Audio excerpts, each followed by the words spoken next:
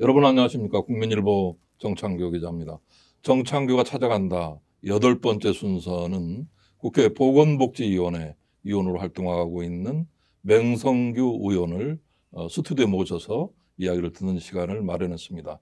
맹 의원님 안녕하십니까? 예, 안녕하세요. 예, 반갑습니다. 예. 네, 신종 코로나 바이러스 감염증이 전 세계를 지금 뒤덮고 있습니다. 한국도 한 1만 명 정도. 처음에 큰 소리를 쳤던 이제 미국이 가장 확진 환자가 많은 발생 국가가 돼버렸는데, 국회에서 또 인천에 적을 두고 있는 국회의원으로서 이 상황을 좀 어떻게 보고 계십니까? 예, 오늘 현재 저희 나라의 확진자 수는 9,333명이고 그중 안에서 47명의 인천에서 확진자가 발생을 했습니다. 당초 초기에는 굉장히 우려스러운 상황이었다고 보여집니다. 그런데 정부하고 의료진 그리고 국민들이 합심해서 이 위기 상황을 잘 넘어가고 있다고 생각을 합니다. 특히 신천지 또 구로 콜센터처럼 집단 감염 사례에 대해서 체계적으로 잘 대응하고 있고요. 전 세계적으로 아마 유례 없이 이러한 위기 상황을 잘 극복하고 있다고 보여집니다. 다시 한번 관계자 모든 분들에게 감사 말씀을 드립니다. 네, 인천은 인천국제공항도 있고 인천항도 있고 그래서 관문 도시로서 상당히 위험을 많이 갖고 있는데 의외로 선제적 조치 덕분인지 잘 방어를 하고 있어요. 아직 50명이 안 되는 상황인데 어떻게 보십니까? 예, 인천은 우리나라 관문입니다. 공항도 있고 항만도 있고 해서 많은 분들이 우려를 하고 계셨고 하고 계신 상황입니다. 그런데 인천시를 중심으로 10개 시군구가 협업을 해서 출입국 관리자에 대한 철저한 관리를 통해 잘 대응을 하고 있다고 보여집니다. 예, 그래서 이런 모든 것의 성과를 나타내고 있는 시청 공무원들 그리고 의료진들 그리고 관계자 모든 분들께 다시 한번 이 자리를 빌어 감사 말씀을 드립니다. 네, 국토부 2차관 출신이시죠? 예, 맞습니다. 국토부 쪽 일을 할 수도 있었을 텐데 보건복지위원회를 그 소관 상임위로 선택한 특별한 이유가 있었나요? 예, 저는 인천에서 초중고등학교를 졸업을 하고 국토교통부에서 공무원 생활을 30년을 했습니다. 국토교통부 공무원 생활 30년 후에 이제 18년 6월 보궐선거를 통해 이제 지역에서 활동을 하고 있는데요. 제가 생각하는 삶의 지향점이 있습니다. 그거는 이제 개인이 혼자 짊어질 수 없는 짐은 사회가 나눠 가져야 한다고 생각을 하고 있고요. 그중에 이제 대표적인 분들이 중증 장애인 분들, 그리고 요보호 아동 분들, 그런 분들에 대한 사회적인 보호가 절실하다고 보고, 개인적으로는 복지, 공무원 생활을 하면서도 국민 삶의 어려움에 관심이 많았고 해서 주저없이 보건복지위원회에서 활동을 하고 있고 아주 의미 있는 활동을 하고 있다고 생각합니다. 네, 얼마 전에 지역에서 만난 그 시각 장애를 갖고 있는 중복 장애인, 예, 피아노를 그렇습니다. 치는 예, 장애인 그 청년이 좀 직업을 가졌으면 예, 좋겠다 그렇습니다. 이런 생각을 하고 또 좋은 제안을 하셨다는 예. 그런 이야기도 있었습니다. 제가 들었습니다. 보건복지위원회 이제 활동을 하면서 실질적으로 장애인들이 자기 재능을 가지고 활동을 하는 경우가 극히 제한적이었습니다. 그런데 이제 제 지역에 장애를 가진 중증 장애를 가진 부모 한 분이 제 지역에 살고 계신데 이제 그분과 대화를 통해서 아주 음악적인 재능이 뛰어난 청년이 35살인데 집에서 자기 음악만 이제 하루 종일 이제 혼자서 음악을 듣고 이제 하는 거 외에는 활동이 없다는 사실을 알게 됐습니다. 그래서 제가 장애인 개발원 그리고 보건복지부하고 협의를 통해서 그분들이 바깥으로 나와서 활동할 수 있는 공간을 만들어 드리는 게 바람직할 것 같다 해서 추진을 한 것이 장애인 오케스트라입니다. 6인에서 한 7인 정도로 구성이 될 것으로 기대를 하는데요. 준비되는 대로 아마 6월부터 시범 사업을 할 수 있을 것 같고요. 장애를 가진 분들이 모여서 협업해서 음악을 할 수 있는 그런 상황을 마련해 준다면 그분들한테는 바깥에서 활동할 수 있는 공간을 만들어 드리는 거고, 그리고 또 일반 시민들한테는 어려움에서 그것을 그분들을 보면서 사회에 큰 울림을 드리지 않을까 하는 생각을 갖고 추진하게 됐고, 이 사업이 시범 사업의 성격이지만 잘 추진돼서 우리 사회에 확산되는 계기가 되었으면 합니다. 네. 굉장히 그 지역에서 발견된 걸 그냥 놓치지 않고 정책까지 끌고 가시는 힘이 굉장히 소중하다고 느껴집니다. 국토부 출신이시다 보니까 그런 특히 교통 분야, 그 가끔 이제 시청에 오셔서 국회의원들 전체 같이 오셔서 말씀하실 때 보면 굉장히 주도적으로 교통 분야 공약에 대해서 말씀하시는 걸 가끔 들었는데, 보면 지금 이제 상대 후보인 유정복 후보도 인천발 KTX라든가 본인이 시장 재임하면서 굉장히 교통 분야에 집중을 하는 모습을 보이고 있습니다. 맹 의원께서 생각하시는 그 교통 분야의 앞으로 진로, 어떤 게 핵심입니까?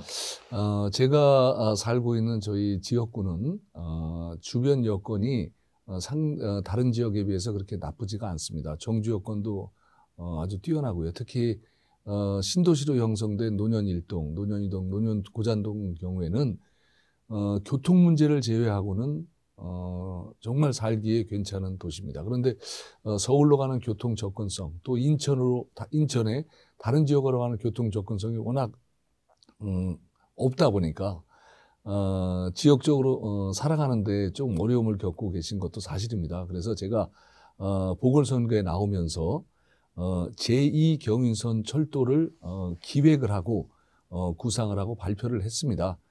그때 발표한 제2 경인선 철도는 청학역에서 출발을 해서 신현수, 그리고 논현동, 남촌도림, 수산동을 거쳐서 서창, 그리고 시흥하고 부천을 거쳐서 광명, 그리고 광명에서 구로, 노량진까지 가는 철도인데요. 지금 구로 차량기지 사업이 광명으로 이전하는 사업이 확정돼서 추진 중에 있습니다. 그래서 저는 저희 쪽의 노선을 그 이전하는 곳 차량기지에다 갖다 붙이는 그런 아이디어를 내서 추진을 하게 됐고, 이 사업이 계획대로 추진이 된다면 출퇴근 시간을 40% 정도 감축을 합니다. 그리고 9개 노선, 서울 지하철 1, 2, 5, 7, 8호선, 그리고 인천 1호선, 그리고 서해안선, 수인선 등 9개 노선과 환승을 하게 돼서 우리 주민들의 삶이 획기적으로 바뀌게 되는 계기가 됩니다. 또한 아울러서 월곶 판교선에 지금 공사가 진행 중에 있는데 기본 이제 설계 중에 있습니다. 그런데 월곶 판교선을 계획을 할 때 이게 이제 송도에서 출발을 해서 수인선을 타고 월곶까지 오고 월곶에서 판교까지 신선을 놓는 건데 급행은 송도, 그다음에 다음에 시흥 시천역이 됩니다. 그래서 저희 지역에는 급행이 서지 않는데 제가 노년역에 급행이 설 수 있도록 다음 21대 국회에서 추진할 생각입니다. 그러면 노년역에서 광명까지 20분, 판교까지 30분이라, 그리고 이게 나중에 강릉까지 연결해서 갈 수가 있기 때문에 아주 획기적인 철도가 됩니다. 아울러서 저희 지역에는 GTX B 노선이 통과하게 됩니다. 송도에서 출발을 해서 인천시청역, 부평역, 부천체육관역, 여의도, 그다음에 용산, 서울역, 마석까지 가는 건데 이 노선은 지금 예타를 통과를 해서 예비타 당선 면제를 받아서 통과를 해서 지금은 기본 계획에 수립 중에 있습니다. 이 사업이 또 역시 계획대로 되면 인천시청역에서 서울역까지 20분대로 거치게 됩니다. 지금 저희 지역구에 신설 철도로 인한 역이 3개가 만들어지게 됩니다. 아울러서 저는 지금 제2경인선 철도가 만들어지는 서창역에 인천 도시철도 2호선을 연결을 합니다. 인천 도시철도 2호선은 지금 운현역까지 와 있는데요. 정거장 하나를 만들어서 연결을 하면 제2경인선 철도를 타고 서창에서 갈아타서 저 검단까지, 인천 서구까지 인천 지하철 2호선을 타고 가게 됩니다. 그래서 저희 지역에서 서구로 가는 이동편도 획기적으로 마련하게 됩니다. 이처럼 획기적인 도시철도망을 확충을 합니다.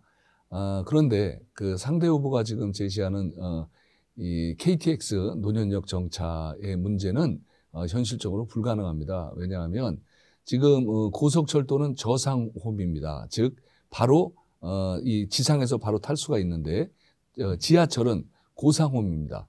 이 바퀴가 위에 있어서 바퀴하고 문하고 이게 이 높이가 있습니다. 그래서 그만큼 홈을 또 만들어 줍니다. 근데 노년역은 고상홈이라 저상홈을 고속철도가 다니게 되려면 저상홈을 만들어야 되는데 그렇게 하려면 지금 노년역을 가보셔서 다 아시겠지만 좌우로 15m를 더 확장을 해야 됩니다. 그 얘기는 지금 노년역에 있는 건물 약 한 6동을 부시고 가야 되는 문제가 현실적으로 있습니다. 그래서 현실적으로 불가능하고요.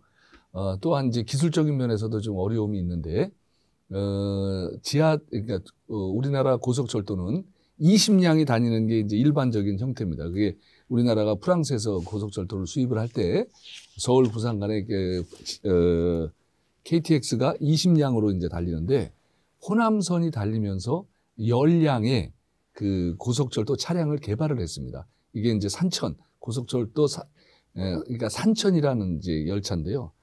그런데 지금 이제 호남선을 가기 위해서는 일반적으로 용산에서 20량이 이제 10량씩 붙어 가다가 전주에서 이제 갈려서 하나는 목포로 하나는 여수로 가거든요. 그런 것처럼 20량이 가는데 우리 그 KTX 송도발 KTX의 경우에도 20량을 붙여서 다니다가 이제 오송에서 갈라져서 10량은 부산, 10량은 목포로 가는 그런 운영 형태를 띠게 됩니다. 그래서 20량을 붙여서 달리려면 지금 노년역은 앞으로 200m를 더 확장을 해야 됩니다. 노년역은 보시면 알지만 지상으로 건설되어 있습니다. 지상으로. 그래서 거기다 말뚝을 다시 받고 200m를 앞으로 간다는 건 현실적으로 정말 어렵고요. 그다음에 이제 고속철도가 다니려면 분기선을 설치해야 됩니다. 그런데 분기선을 설치해야 되는데 공교롭게도 노년역은 분기선을 설치하는 곳이 지상으로 되어 있기 때문에 분기선을 현실적으로 설치할 수 없는 구조가 되어 있습니다. 제가 다시 말씀드려서 노년역에는 KTX가 정차할 수 없다. 이런 사항을 상대 후보도 알고 계십니다. 이건 뭐 어차피 기술적으로 국토부에 확인만 하면 이제 확인이 될 수가 있는 문제인데 이제 노년역 계속 정차를 말씀하고 계시고 그리고 노년역 정차가 이제 KTX가 18년에 21년에 이제 개통이 된다고 자꾸 말씀하시면서 아울러서 후임 시장께서 업무를 잘 챙기지 않아서 21년 개통이 어렵다고 이 말씀도 주시는데 본인이 시장이실 때는 기본 계획을 수립하는 단계였고요. 철도는 기본 계획 수립 후에 설계를 합니다. 설계 2년에서 2년 반. 설계가 끝나면 이제 공사를 시작을 해서 4년에서 5년 걸립니다. 즉 기본 계획을 수립하는 단계에서 아무리 빨라도 한 7, 8년 정도가 뒤에 개통을 하게 되는데 그 당시에 시장으로 재임하고 계실 18년 경에는 기본 설계 단계였기 때문에 아무리 빨라 이게 21년에는 설계가 끝나고 착공을 합니다. 아무리 계획대로 간다면. 그래서 이거는 21년 개통이 아니라 21년 착공이 정확한 표현이 되겠습니다. 저는 이제 이렇게 국토부에서 30년 동안 도로하고 철도를 담당한 업무를 해왔고요. 그래서 이 실질적으로 할 수 있는 거를 공약으로 제시합니다. 그러면 앞으로 이제 한 7, 8년 동안 철도를 이렇게 계획만 세우고 아무것도 안 할 거냐? 그게 아니라 그 안에는 이제 저희 아까 이제 제가 잠깐 말씀드렸지만 저희 지역에서 서울로 가는 접근성이 워낙 나쁘기 때문에 지금 광역버스가 운행 중에 있습니다. 근데 광역버스, 특히 논현동에서 다니는 6410 광역버스는 시흥을 거쳐가서 우리 주민들이 편도 한 20분 정도 더 소요되는 그런 이제 어려움을 겪고 계셔서 그 이제 시흥을 거쳐가지 않고 바로 강남으로 가는 노선을 좀 개발을 하고 특히 저희 지역에서는 또 광명으로 가는 노선이 없습니다. 그래서 광명으로 가는 버스 노선을 확충하는 등 제가 구석구석에 필요한 곳에 교통망을 확충해 나갈 계획으로 있습니다. 네, 그것만 잘 되면 뭐 예, 자동차 없이 예, 대중교통만으로도 뭐 서울을 금방 예. 왔다 갔다 할 수 있겠네요. 예. 그 최근에 그 박남춘 시장 페이스북을 보니까 그 코로나19 관련해서 이제 국가 인프라 중에 하나로 감염병 전문 병원에 대해서 의원께서 이렇게 발의해 준 거에 대해서 고맙다는 표현도 있고, 이어서 보니까 시의회에서도 이걸 국회나 정부에 건의하겠다 이런 보도 자료가 나왔던데요.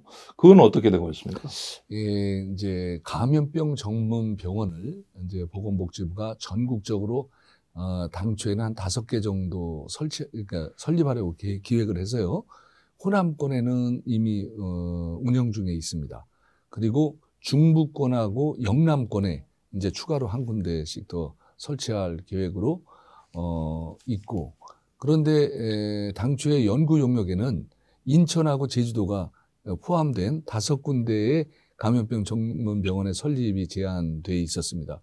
제가 이번에 이제 그 추경 예산 심의 과정에서 이 코로나 바이러스 이런 19처럼 이런 상황이 벌어졌을 때 진짜로 필요한 데는 안 해주고, 이거 물론 다른 지역도 필요하겠지만 우리나라 외국인들도 그렇고 관문인 인천과 제주도를 빼놨다는 게 너무 조금 받아들이기 어려워서 강하게 문제 제기를 했고요.